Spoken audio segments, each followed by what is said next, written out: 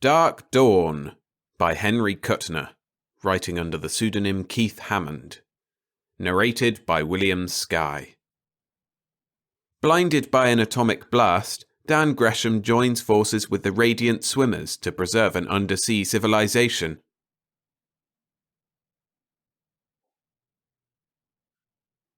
The Albacore was 800 miles out of Suva, feeling her way through the Pacific toward a destination unmarked except on the charts. She was a Navy cruiser jury-rigged into a floating laboratory, Navy manned but carrying a dozen specialized technicians as passengers. For days she had waited outside the danger area till circling planes radioed word that the test atomic blast had apparently subsided. Then the Albacore went into a flurry of preparations. It was a miracle that the watch had sighted Gresham in his rubber boat, and a triple miracle that he was alive. His eyes bandaged, he sat out on deck, while Black, the neurologist, leaned on the rail beside him and stared aft. Presently Black took out a pack of cigarettes, automatically held it out to Gresham, and then remembered that the man was blind. "Cigarette?" he said. "Yes, thanks. Is that you, Dr. Black?" Gresham's voice was very low. "Uh-huh. Here, I was watching that shark. He's followed us from Suva." "Big one?" "One of the biggest I ever saw," Black said.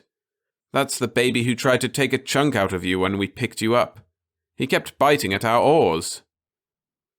"A pity he didn't get me," Gresham said. He tossed the cigarette away. "No use. If I can't see the smoke, I can't enjoy it." The neurologist studied his patient. "We don't know that you're permanently blinded, after all.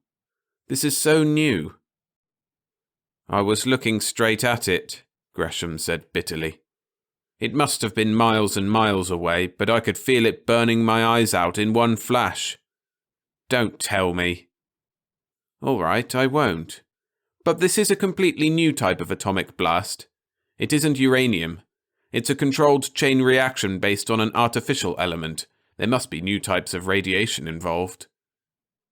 "Fine. The next time there's a war, we can blind everybody." Gresham laughed grimly. "I'll be sorry for myself for a few months, probably.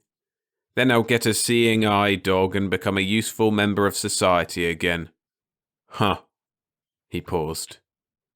When he spoke again, his voice was different, doubtful, as if he didn't quite realize he spoke aloud. "Or maybe not," he said. "Maybe I'll never be useful anymore. Maybe I'm not just imagining." "Imagining?" Black said, interested. "What?" Gresham jerked his bandaged face away. "Nothing," he declared sharply. "Forget it."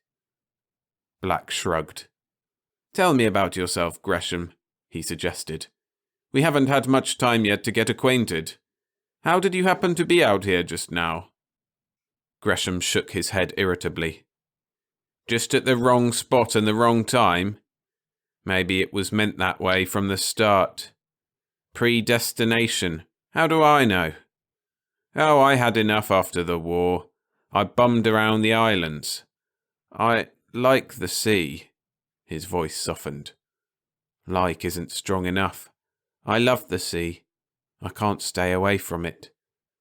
There's a fascination. I signed on here and there as a deckhand, a stevedore. I didn't care what. I just wanted to soak myself in the big things. Sun and sea and sky. Well, I can still feel the sun and the wind, and I can hear the water. But I can't see it." There was no real conviction in the way he finished that last sentence. He turned his bandaged eyes a little to Black's left, and his face grew strained as if he were looking at something far out at sea. "You know about the radar sonics, don't you?" the neurologist said. "Oh, sure.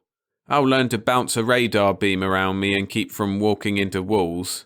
But—" Gresham's voice died. He seemed to be staring as if through the bandages and his own blindness at something far away. In spite of himself, Black turned to follow that blinded stare.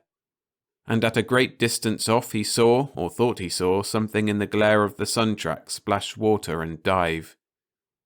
"Dr. Black," Gresham was saying in that strained, doubtful voice. "Dr. Black, how are you on psychiatry?"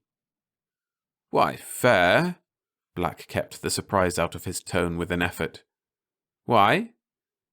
Have you noticed any symptoms of aberration in me?" "Nothing unusual. Nervous shock, of course. That atomic blast catching you certainly would have caused a strain." Gresham said, "After the blast went off, I floated for I don't know how long before you picked me up. I started to imagine things. Delirium, you could say. But I don't know. Oh, forget it, will you? Maybe later I'll feel like talking. Just forget I said anything, Dr. Black." After all, there was nothing to talk about, to put into coherent words. For what had happened was inexplicable. It was part of the terra incognita that the key of nuclear energy had unlocked. Even Daniel Gresham, drowsing the years away in his tropical lotus lands, could not help hearing about the new atomic experiments. He had stopped keeping track of time back in 1946, because around the archipelagos time was a variable, and hours could last for seconds or months, depending on whether you were at a Kava Kava festival with the golden-skinned Melanesians, or simply stretched flat on the warm deck while white canvas billowed overhead and waves splashed quietly along the keel. But the radio wouldn't stop talking. It talked about the uranium piles constructed for experiments, and the new lithium hydride methods, and the technicians who were endlessly charting, testing, studying, and finding fresh mysteries always beyond. And this latest test, a completely new type of atomic blast, one that had never existed before on Earth, except perhaps so long ago that the planet was a white-hot molten mass. Briefly, the Holocaust had blazed out and vanished. But it had left traces in the instruments planted in the path of the Fury, and it had left its trace too in an intricate, sensitive instrument cage inside Daniel Gresham's skull. Thoughts can be measured. They are electric energy. The machine that transmits them can be functionally altered. And adrift on his raft, Gresham had found a very strange substitute for his lost vision.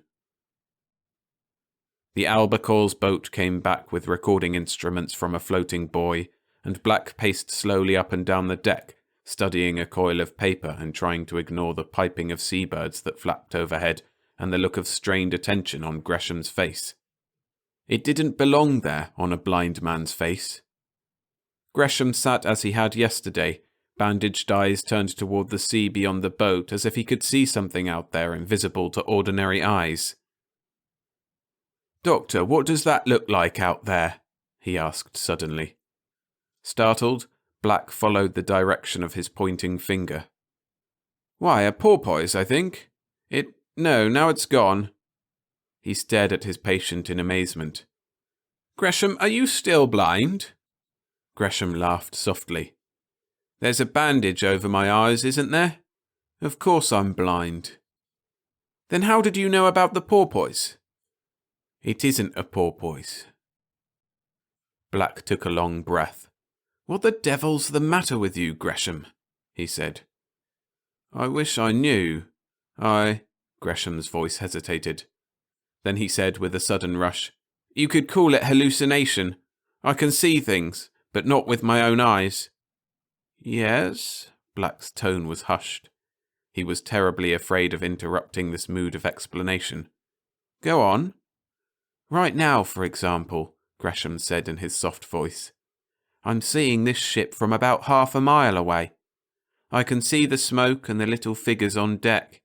I can see myself and you, from a distance.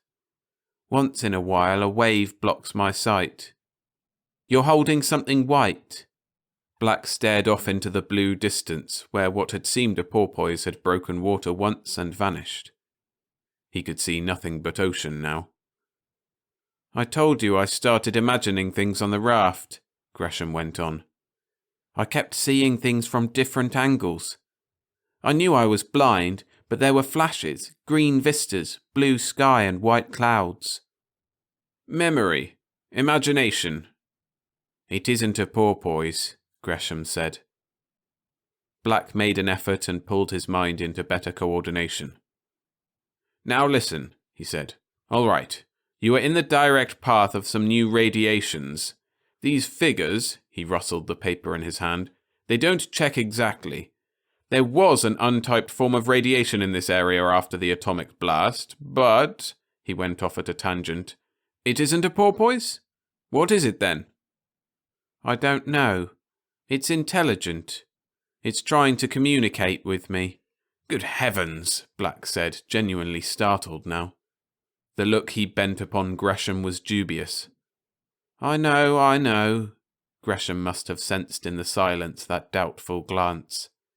Maybe I'm making it all up. I did spot the porpoise, but maybe my hearing's improved. The rest, well, I haven't got any proof except what I know I've seen and felt. I tell you, it's something intelligent out there. It's trying to communicate and it can't. He rubbed his forehead above the bandages, his face taking on the old look of strain. I can't make sense out of it. Too alien, I guess. But it's trying hard. Suddenly he laughed. I can imagine how you're looking at me. Would you like to try some tests, Dr. Black? Knee jerks, maybe? Come on below with me, Black said briefly. Gresham laughed again and got up. An hour later they were back on deck. Black looked worried. Listen, Gresham, he said earnestly. I don't know what's happened to you. I admit that. The encephalogram was puzzling. Your brain emits radiations that don't check with anything we've seen before. Some peculiar things are possible, theoretically. For instance, a radio isn't really likely to pick up transmitted waves, but it does. And telepathy's theoretically possible.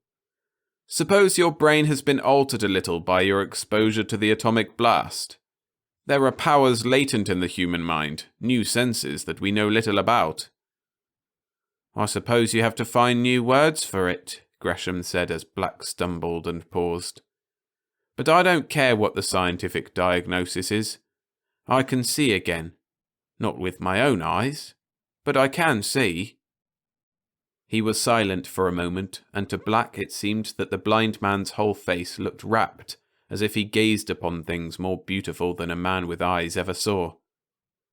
When Gresham spoke, his voice was rapt too. I can see, he repeated almost to himself. I don't care what else happens. Something alive and intelligent and desperate is near me. I can see through its eyes. Its thoughts are too different to understand. It's trying to tell me something, and it can't. I don't care. All I care about is seeing and the things I see. He hesitated. Beautiful, he murmured. All my life I've loved beautiful things. That's why you found me out here in the tropics, away from cities and ugliness. And now, he laughed a little and his voice changed. If I could see your face, I wouldn't be talking this way, he said, but I can't, so I can say what I feel. Beauty is all that matters, and in a way I'm glad even this has happened, if it means I can go on seeing things like this. Like what? Black leaned forward tensely. Tell me. Gresham shook his head. I can't. There aren't any words.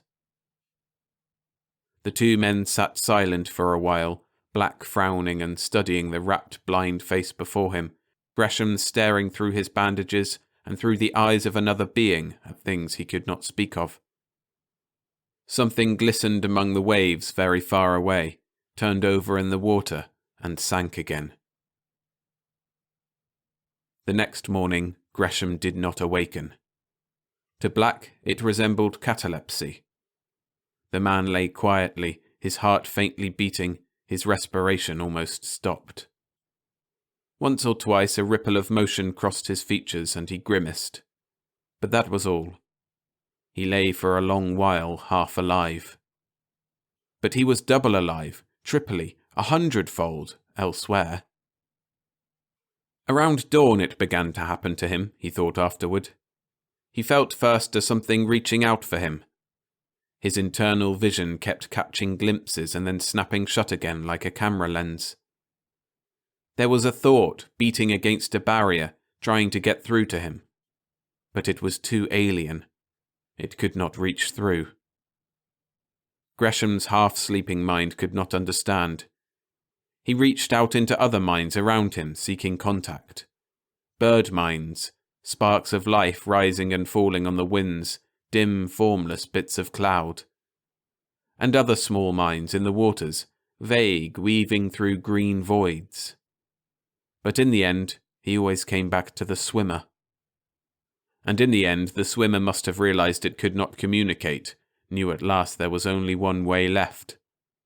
It had to show him what it wanted to tell. And there was only one way to show him. So it swam down in the pearly light of dawn, with the sea and sky an enormous emptiness, and the albacore a small dark shape miles away, and Gresham's body hidden within it, asleep, while his mind sank with the swimmer through the fathomless seas. Down and down, into the great deeps under the atolls, where abysses lie deeper than Everest is high. The swimmer could plumb them, for the swimmer was not human. Intelligent, yes, but different. Life under the waters would follow a different course from life in the air, and cities under the sea would be very different too. Gresham had never known this feeling of bodily freedom before. He shared with the swimmer the physical sensation of motion in a supporting medium through which he could move freely in any direction. It was a strange, strong body that housed his mind temporarily, but no visual image of it formed. There were sensations of indescribable difference, a smooth, flowing, muscular thrust that exploded into bursts of action as he drove downward, and an aching, straining discomfort gradually ceased as he sank.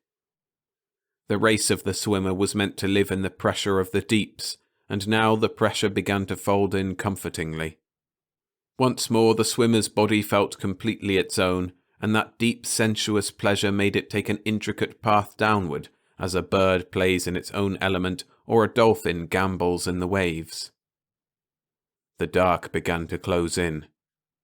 But Gresham began to be aware of a new, strange light from below, an unearthly dawn in a light band no human eyes could ever see except in this incredible manner. He could never describe the colour of the abysmal dawn, a tremendous slow brightening of sunless day permeating the vastness of underseas. Shadows of the deep water swam past, shapes of terror and mystery and fantastic beauty. Once the leviathan bulk of the great whale went by, and once a goblin picnic of tiny coloured lanterns, fish with luminous spots driving in an insanely gay flight before the shadow of a barracuda that swept like death after them. But the sea bottom was dark. Perhaps only in some spots was this land of veiled shadows to be found. The immense glow of the submarine dawn drew itself in and focused on small areas as Gresham's mind went downward with the swimmer. And then a gargantuan black wall, without top or end or bottom, loomed before him. Perspective swung round dizzily, and Gresham saw that it was no topless wall, but the bottom of the sea. Crags lifted from it. Atolls and hills jutted into the faint fringes of light, crawling with weeds, blanketed with undersea growth. But the great plain and the valleys were in shadow. Anchored by glowing ropes that vanished in darkness below, swung latticed spheres of light. There were dozens of them, like shining toy balloons expanding in size as the swimmer swept nearer and nearer. Across the lattices, a troubled whirling ran, shaking vortices of darkness that made the spheres fade and brighten like lanterns, and then pulse into dimness again. The swimmer's headlong sweep, like flight through green air, carried Gresham straight toward the nearest globe. Between the lattices, an opening like a shutter widened, gaped, closed. And this was a city of the underseas. For 5 days Gresham's body lay all but motionless in his bunk on the albacore, while the ship drove forward over fathomless abysses where Gresham's mind moved among mysteries. Dr. Black spent as much time as he could spare beside the cataleptic sleeper, watching the vague shadows of expression that moved now and again across his face. Wonder, sometimes revulsion, sometimes strain and dread.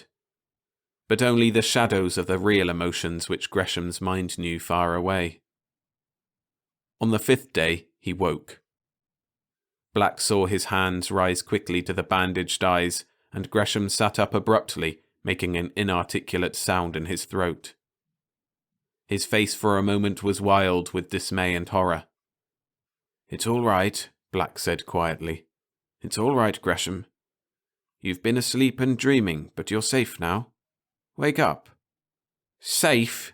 Gresham said bitterly. "Blind again, you mean?" And his face convulsed once in a grimace of revolt. Then he had himself under control, and his hands, which had been clawing futilely at the bandage as if they could pull away blindness from his eyes, fell quietly to the blanket.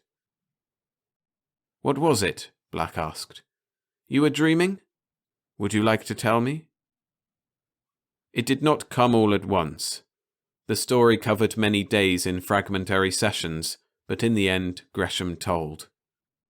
"You'll find a diagnosis to cover it," he said to Black. "You'll have to decide I'm a schizophrenic, is that the word, and I'm having hallucinations. It doesn't matter to me. I know what happened. There were cities down there." He had never known true beauty until he moved with the swimmer through those incredible floating towns under the water. Our own race, chained by fetters of gravitation to the ground, never knew such wonders. Our bodies have been deformed, unsuccessful adaptations ever since we learned to walk upright. But a species without enslavement to gravity, developing in sheer beauty and sheer freedom, perfectly adapted to their green aqueous world, had come into existence underseas. "They can build as they like," Gresham said softly. "Gravity doesn't affect them, you see. There were houses, if you could call them houses, made in spirals and coils and spheres. They can float free within the globes if they like. Some of the houses move in orbits. Some of them, I can't tell you. I lived with them for a long while, but I can't describe them, and I can't tell you what the people were like. There aren't words." He had to take me down to make me understand what he wanted. The swimmer, I mean. But his city, like his mind, is too alien to tell about. I can only say it was beautiful, the kind of beauty I've loved all my life and tried to find for years. I'm going back down there, Black. "Why?" Black had a notepad on his knee, and his pen was moving smoothly across it as Gresham's quiet voice went on. "Tell me about it, Gresham." "It was the atomic explosion," the blind man said. "The radiations released some sort of balance away down there, and their machines aren't working as they should anymore. That's what caused those whirlpools of darkness in the light and made the lattices around the cities shake. And they need the lattices. They have an enemy down there, another race, or maybe a branch of their own race. It's strange to think of wars going on down there just as they have here, and one race enslaving another as the swimmers' people did. I thought at first they were, well, call it evil.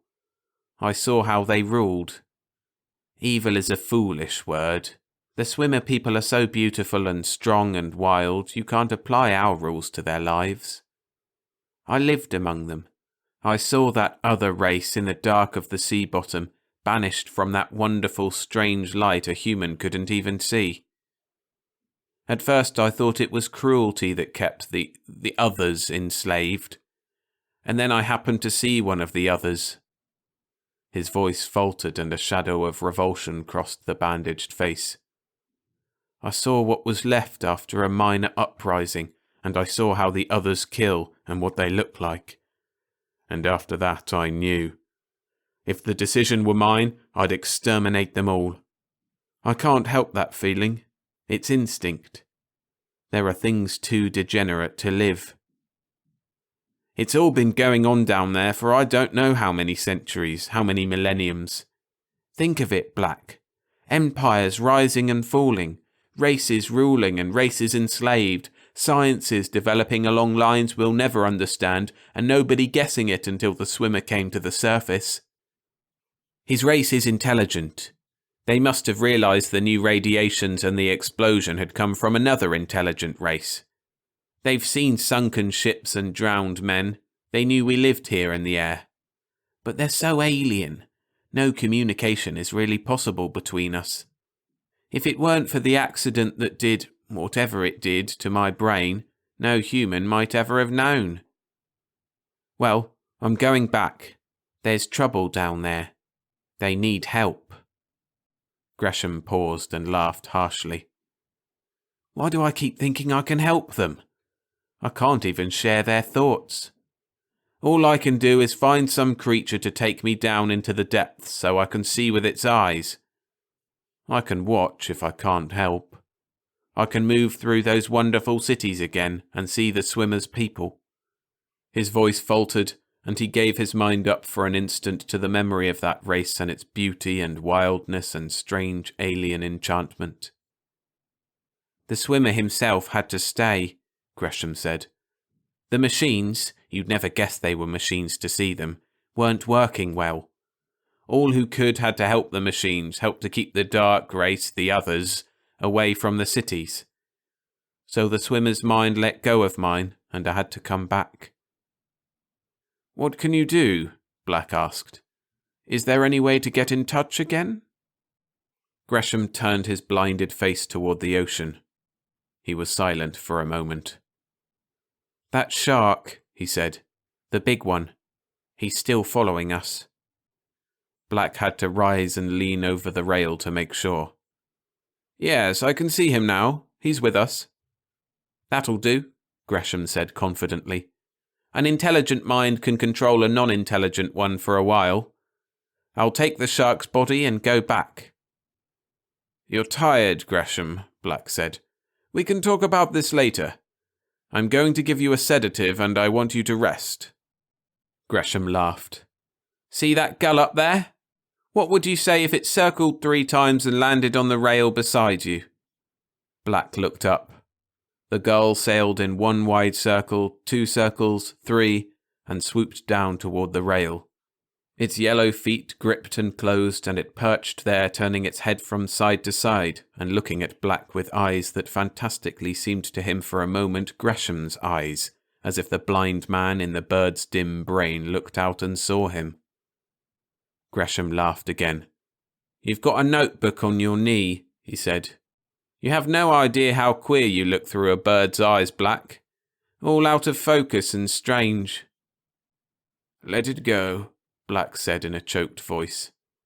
The gull tipped forward and spread its wings, its eyes going blank again with mindless bird thoughts.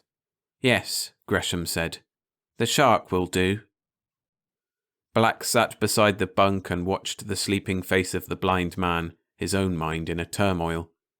He could not believe or accept Gresham's story, but in spite of himself, he found images slipping through his brain as he saw emotions flicker across the cataleptic face. He saw the green abysses gliding by, he saw the nameless undersea dawn brightening in the depths, felt the great shark's body bend its banded muscles and drive on and on toward a city of floating spheres that illuminated the dark like lanterns lighted by no human hands. Suddenly Gresham sat straight up among the blankets. The blood rushed into his face, and he said, "Ha!" in a choked, inarticulate voice. "Gresham?" Black said, laying a hand on his arm.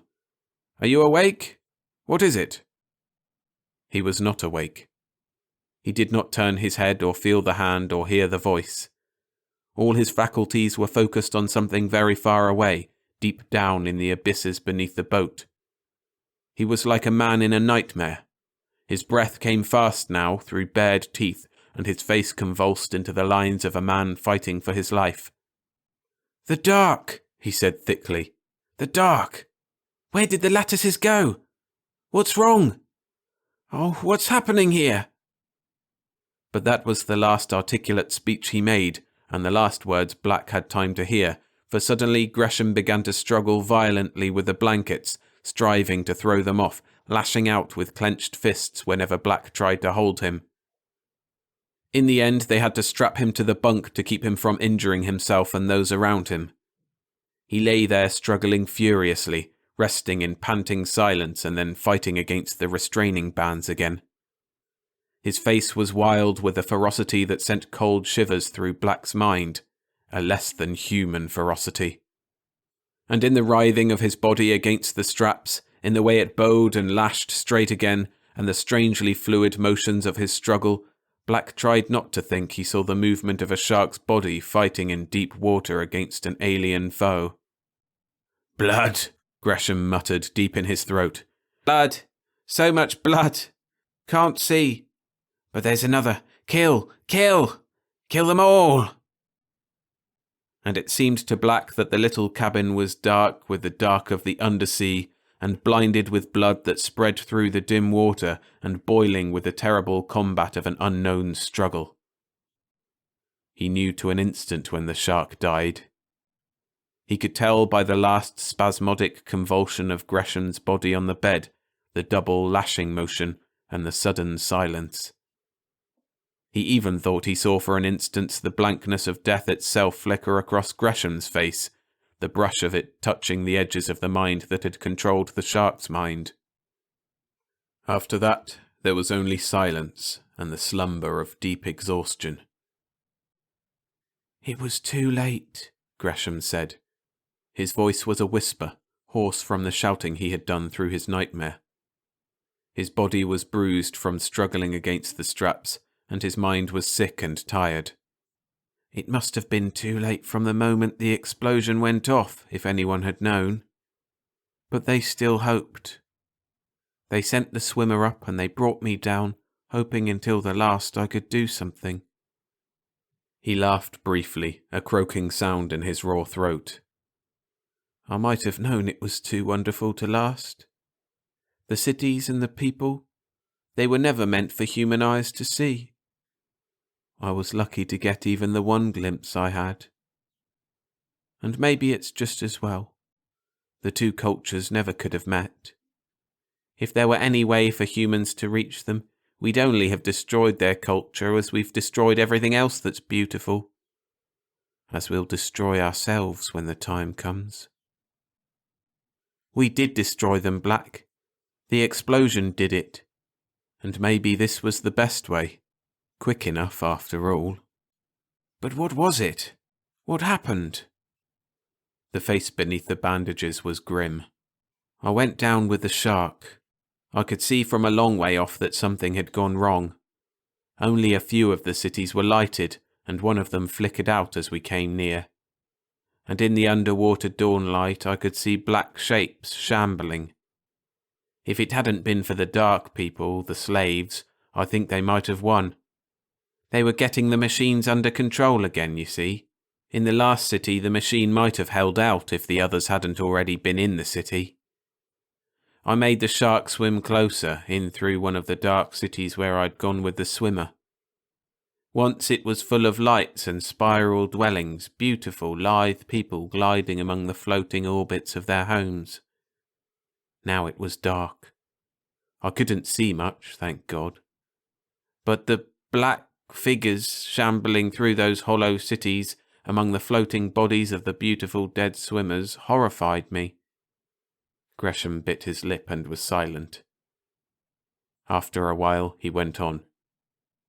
"There was still fighting going on around the last lighted place. I made the shark swim to it. I could help at least that much. The swimmers fought with curved blades of light that slashed through everything they touched. They were wonderful fighters, terrible and wonderful. I never saw such ferocity and such beauty. But the others were too many for them." His voice cracked for an instant. "The others were foul, degenerate, dark things," he said and choked over the words. "Here, drink this," Black commanded, holding a glass to Gresham's lips. Gresham drank and rested for a moment. "That was all," he said presently in a calmer voice. "I watched it end. I helped as much as I could." He grinned faintly. "It was one of the swimmers who killed the shark finally. They didn't understand, of course. They must have thought it was just another of the scavenger fish who were gathering because of the blood. The curved light blade sheared through it like steel or fire underwater, and the shark died. Well, it was time for me to go anyhow. I'd done all I could then. But this isn't the end of it. What do you mean? Black demanded. Then he said quickly, Never mind. You've got to rest now. You can think it over and tell me later. I don't need to think. Remember what I told you when I first saw the others? How hateful they are even on first sight? Instinct, Black. Sheer instinct tells you to kill them on sight. I don't know why, but that's what I'm going to do next. He clenched his fist and struck the blanket lightly. Extermination, he said in his hoarse, strained whisper. Extermination. A week later, the albacore passed a group of tiny islets lying like scattered flowers on the water. Native outriggers came out, as usual, to offer fruit and gossip. Gresham seemed to know them. He talked briefly in Kanaka, and there was much nodding and liquid chatter among the natives. When the outriggers went back, Gresham went with them. I know what I want, he told Black as the neurologist helped him over the rail. I'm all right now physically, or as much as I'll ever be. I'm a responsible man, you can stop worrying about me. I've even got enough money put aside for what small needs I'll have from now on. Forget about me, Doctor. And thanks very much. Doubtfully, and with a touch of strange, illogical envy, Black watched him go. The globes that once swung glowing on their cables in the abyss swing dark now. Below them, the night land of the sea bottom stretches far away into a light that shines eternally, a light no human eyes will ever see. Inside the cities which are tombs now, the beautiful bodies of the dwellers float, hollow-boned, bare skeletons cleansed by the wandering denizens of the sea. The dead race lies forever entombed in its dead cities. But a race still lives among them for a while. A dark alien race that destroyed its masters and shambles now among the ruins it made. Death lives with that race. Out of the immense ocean dawn above, the ravening sharks come down silently, one by one, to kill and be killed. And on an island high over them, in the daylight he cannot see, a blind man sits on his beach with his strange sight focused in another world. A world of water and darkness and death. He is not blind as other men are blind. He has 1,000 eyes to see through. He had a vengeance to wreak. Some day that vengeance will be sated when the last dark shambler dies. After that, Gresham will be content. He will give up his days then to looking at the world again through the strange small lenses of other brains, and to the memory of beauty which he once saw so briefly in the hour of its destruction and will never see again. In comparison to the memory of that beauty, all other men are blind.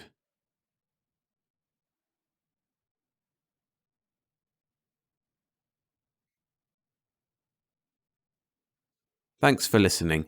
If you enjoyed the story, hit the like button to support the channel and subscribe for more every Monday and Friday. And if you'd like access to exclusive narrations of novelettes like one by Henry Kuttner called Trouble on Titan, sign up to my Patreon. You'll also get full novels 6 months early and all my stories in ad-free audio and video form. Head to patreon.com/storiesfromthesky_SFF to get started.